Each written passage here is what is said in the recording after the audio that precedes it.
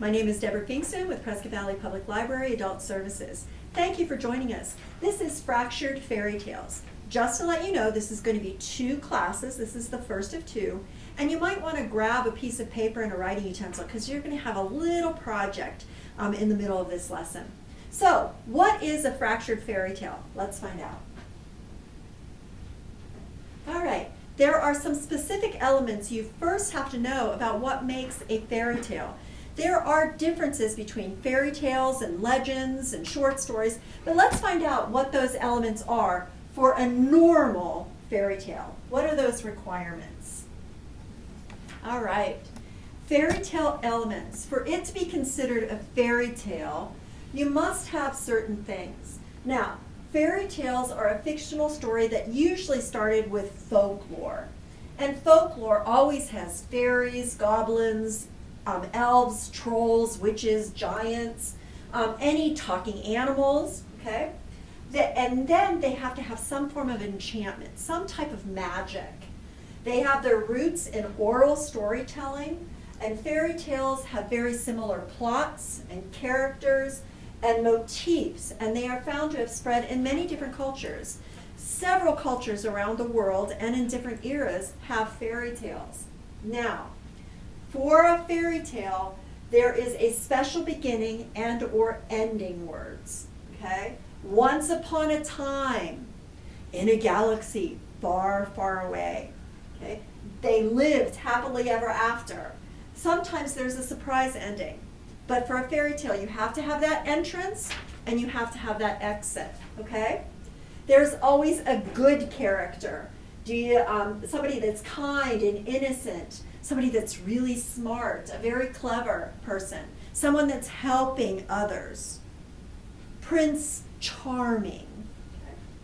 Then there's always that evil character. You always have to have that balance. Opening, closing, good, bad. So you have the evil character, a witch, a mean animal, the evil stepmother, a sinister gnome. There's always some type of element of royalty. Now, it doesn't have to be a king or queen or prince. It could just be a castle, but usually it is a character, a living being. It could be a king far off and away, a knight, okay, something like that. Poverty. Do you see a poor girl working, a poor family, a poor shepherd, someone struggling to make it? And then you have that magic. Remember I talked about enchantment or magic. Do you see magical things happening? Are there talking animals? A dancing, talking, candlestick. Fairies, trolls, all of that thing happening. Then you have to have a problem that has a solution. You can't just throw a problem out there without solving it in the end. Does the good character have a problem that the evil character has produced? How do they solve it? And then recurring patterns. Fairy tales love 3s and 7s, which is pretty interesting, but they always do. Do you see that pattern? Do you see the phrases or the 3s or 7?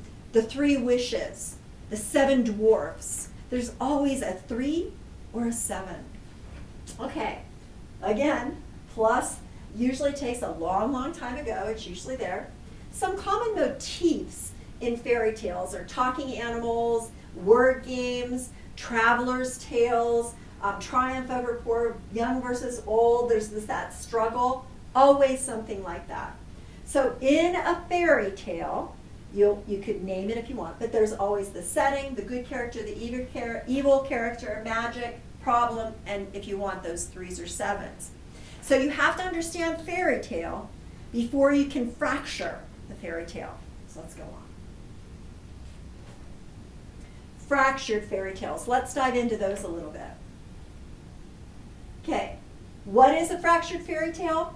It's a fairy tale designed to be humorous, not scary, not thought-provoking, humorous, by changing the story in an unexpected way, by altering characters or adding a modern language or event. Okay, so you're taking that fairy tale and you're going to fracture it. If you've ever seen Wicked on Broadway, that is fracturing The Wizard of Oz. It's from the point of view of the witch. All right. Is it similar to a parody? Yes. The only difference between a fractured fairy tale and a parody is a parody could be a well-known story. So remember, the requirements and the elements of a fairy tale, you have to have those. Where a parody, you can just take a basic story and kind of twist it up. I'm going to read to you Little Red Riding Hood. Now this is the legit Little Red Riding Hood. So look for those elements of a fairy tale here.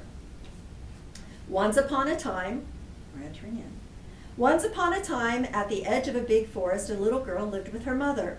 She always wore a red hat and cape and was called Little Red Riding Hood by everyone who knew her. One day, Little Red Riding Hood's mother gave her a basket and some cake inside and told her to walk through the forest to the other side where her grandmother lies sick in bed. Remember not to talk to strangers, Little Red Riding Hood's mother said. On the way to her grandmother's house, Little Red Riding Hood met the big bad wolf. Where are you going, little girl? He asked with a big smile. So here we have a talking animal. To my grandmother's house on the other side of the forest, said Little Red Riding Hood, who had forgotten what her mother had told her. The wolf took a shortcut and ran ahead to grandmother's house. When he got there, he went inside and swallowed the grandmother whole. Then he put on her cap and nightgown and climbed into bed. When Little Red Riding Hood got there, she walked right up to the bed. Grandmother, what big eyes you have, she said. All the better to see you with, my dear. Grandmother, what big ears you have, she said. All the better to hear you with, my dear, said the wolf. And grandmother, what big teeth you have, said Little Red Riding Hood. All the better to eat you with, said the wolf as he jumped out of bed and started chasing Little Red Riding Hood around. A man who was chopping wood in the forest heard Little Red Riding Hood, and he came inside and hit the wolf over the head with his axe. The wolf fell to the ground. The grandmother popped out of his mouth. Then the woodsman, Little Red Riding Hood, and the grandmother had all of the cake and tea. Happy ending. Now, I'm going to show you a fractured fairy tale. Now, with that piece of paper that I told you earlier to get, I want you to list all of the elements that you see are different. Come up, when you watch this clip, it's going to be about 5 minutes, so be prepared for that. I want you to list some of the little things that they've changed from the original story of Little Red Riding Hood to this fractured fairy tale. And for those of you that are old like me, if you ever watched Bullwinkle and Rocky, okay, you have seen these ones, so be prepared. Enjoy. Let's get rocking here, please.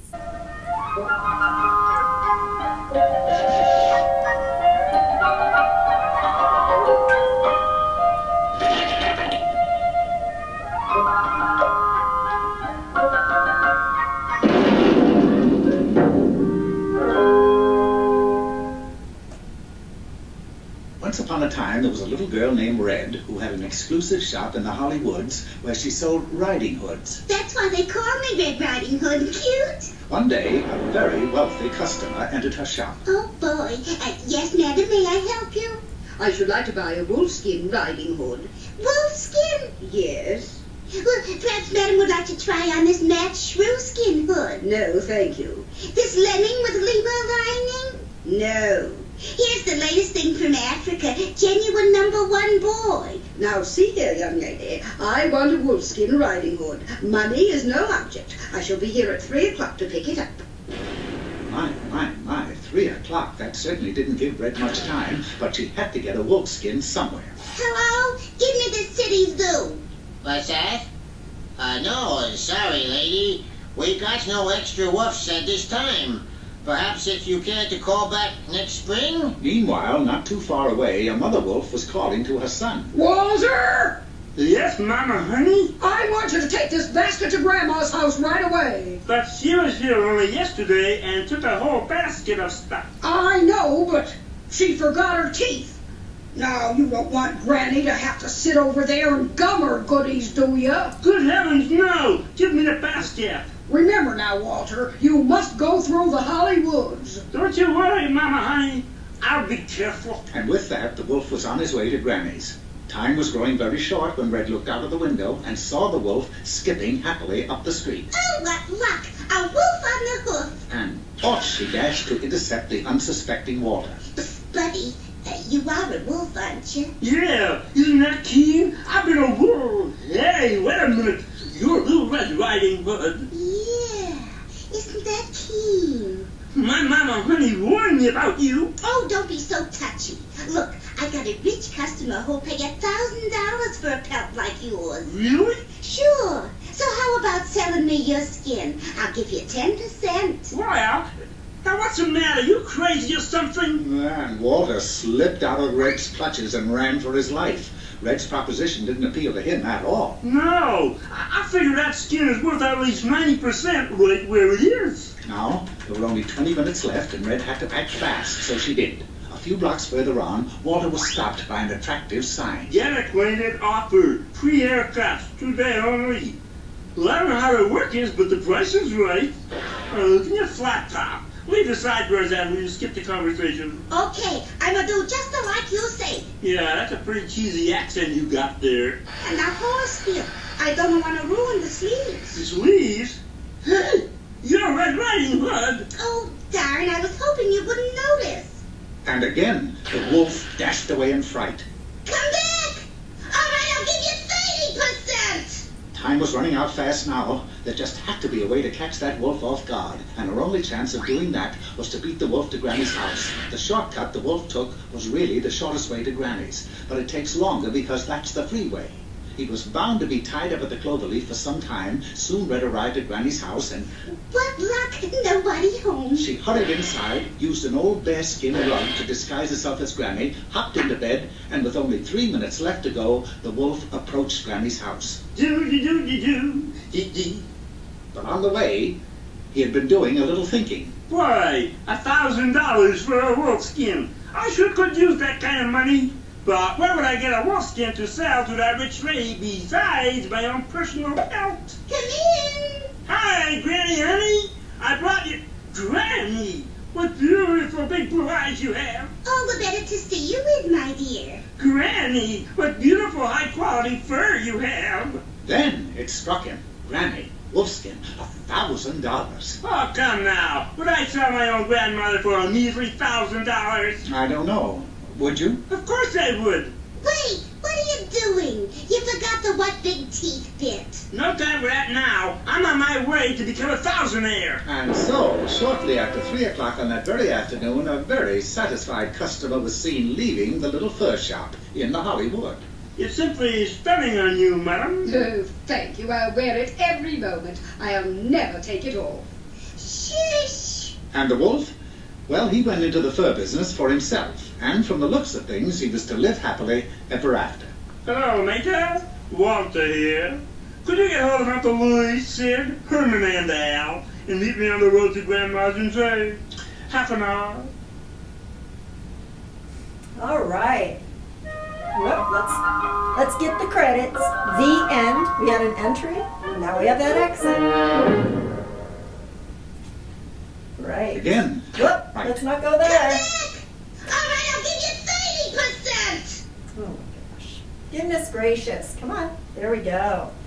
All right, so let's look at some of those things that we saw were different.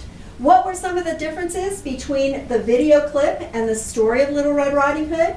We had a role reversal, right? It was Red Riding Hood that was the evil character and the wolf that was the good character. We had a new plot. There was a wealthy woman who wanted a wolfskin coat.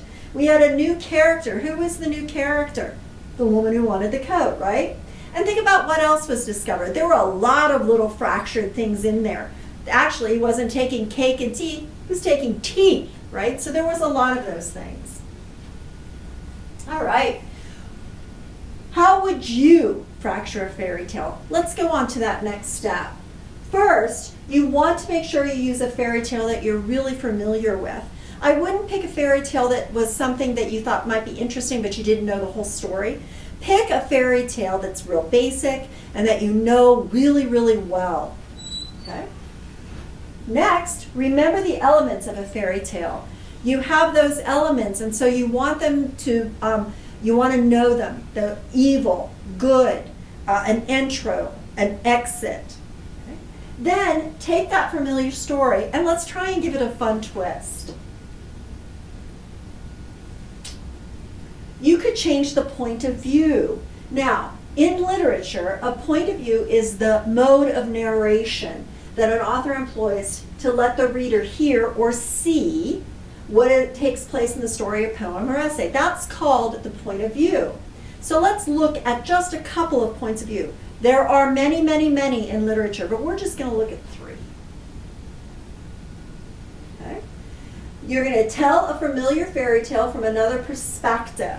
There are several different points of view, but like I said, we're going to look at 3.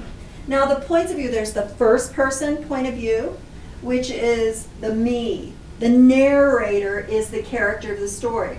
That's where the action is a lot of I, me, my, ours, us. That's a first person perspective. Then there's the second point of view, the second perspective. And that's where the narrator addresses the reader. They make you part of the story. The narrator uses words like you, yours, you. I said that a couple times. Then we have the third person, where they use a lot of he's and she's. The narrator is not a character of the story. They are removed from the action. The narrator uses words like he, she, they, them, he, her. Okay? So, working with those 3 points of view, how can you change it up? Or you can change a word in the familiar title. Like we have Little Red Riding Hood. Well, maybe you're making the story about the ninja Red Riding Hood. Okay? You can also change things. If it's Little Red Riding Hood, maybe it's the blue Red Riding Hood or orange Red Riding Hood, or even make it funny and make it the invisible Riding Hood. You can insert a new character. Okay? Let's look at another fractured fairy tale, and we're going to be looking at swapping. And we're going to be looking at Goldilocks and the 3 bears. Again, on your piece of paper, figure out how Goldilocks and the 3 bears, what did they crack here? This, again, is one of those videos.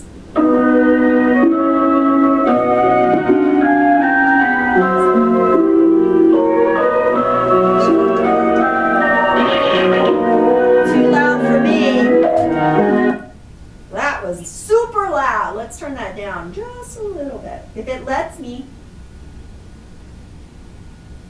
All right.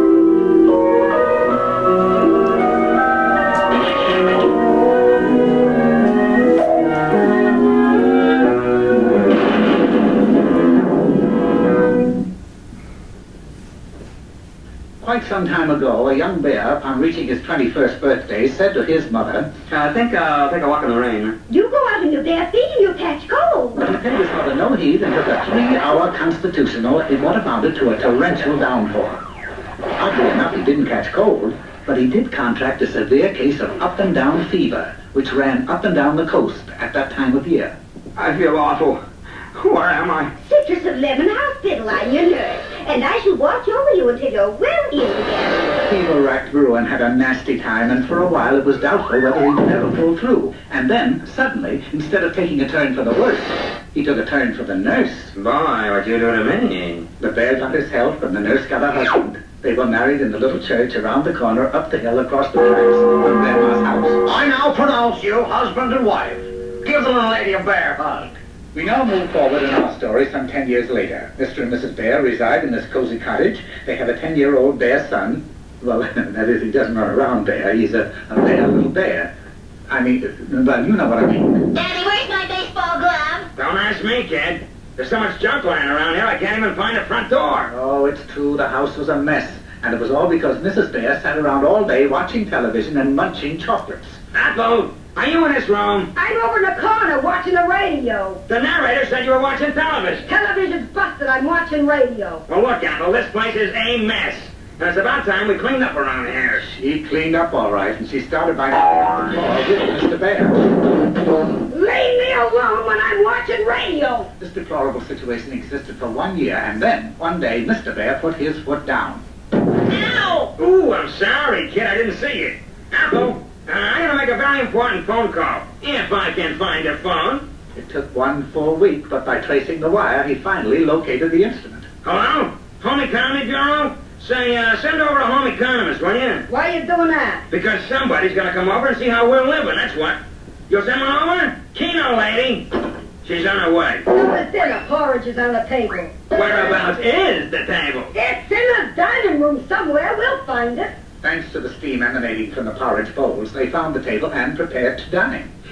Ooh, this porridge is too hot.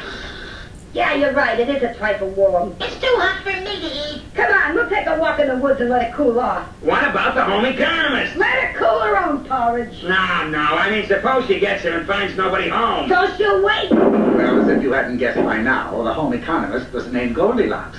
This place needs dusting. I don't know how she did it, but the next thing she saw was the porridge on the table. Better sample this and make out a consumer's report. Brand X is far superior to Brand Y or Z. And it tastes just like the higher priced mush. Next in line was the durability test on the furniture. They're all Danish modern. Making a note of it, she then went upstairs to examine the bedroom, which was a very difficult thing to do as this was a 1-story house. 3 beds, sleeping lizards. Yes, Goldilocks was once the voice of little Orphan Annie before she had her eyes fixed. Anyway, our little home economist tested all 3 beds and eventually fell asleep on the smallest of the 3. Well, we're home. Let's see. Hi! Somebody's been eating my porridge. Yeah, somebody's been eating mine. Whoever ate mine even ate part of the bowl. Las Vegas. Don't be silly. It was probably the home economist. Oh my gosh, look at my rocket show. It's still rocking. We've been invaded. Calm down. I tell you, it's probably the home economist. It was then that Goldilocks' snoring fell upon their ears. I hope it isn't those boys from UCLA looking for another mascot. I'll get my gun. It was a mighty concerned threesome that ascended the stairs. I thought this was a 1-story house. The snoring's getting louder. Well, sir, they spotted Goldilocks sleeping in the little bear's bed. Well, that's better. You in the little bear's bed. Give your name, rank, and serial number. Oh, hello. I'm Goldilocks, the home economist. There you see, Ethel, I told you. Say, what do you think about living conditions, Annie? Goldilocks, I think you're living in squalor. Isn't that near Beverly Hills? By squalor, I mean that your living conditions are deplorable, awful, real bad. That's what I've been telling Ethel for years. What can we do about it? Move! I shall see to it that you live in a nice, clean, modern apartment specifically designed for bears. Wonderful! And so the 3 bears moved, but they weren't happy. Nice, clean, modern apartment.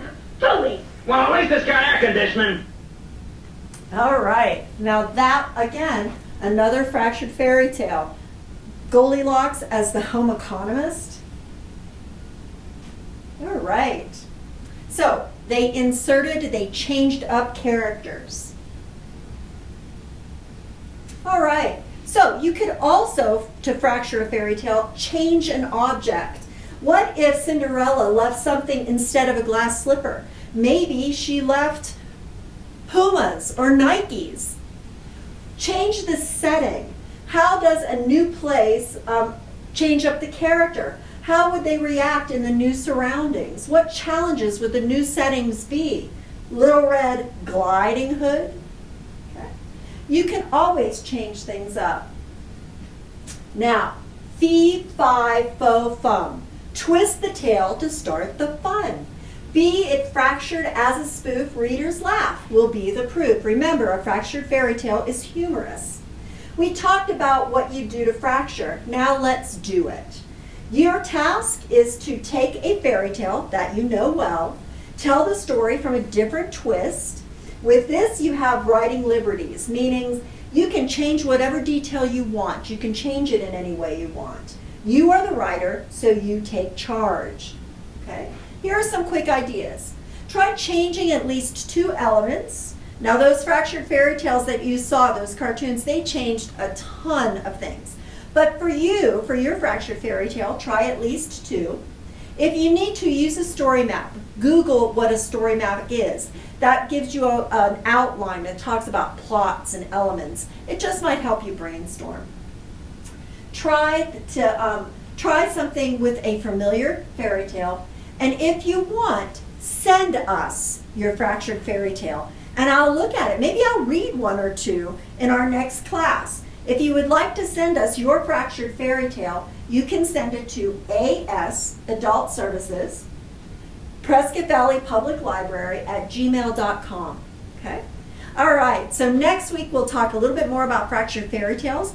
I might share one or two of your fractured fairy tales, and we'll just dive a little bit more into this literature. Please have a wonderful day, and thank you for joining.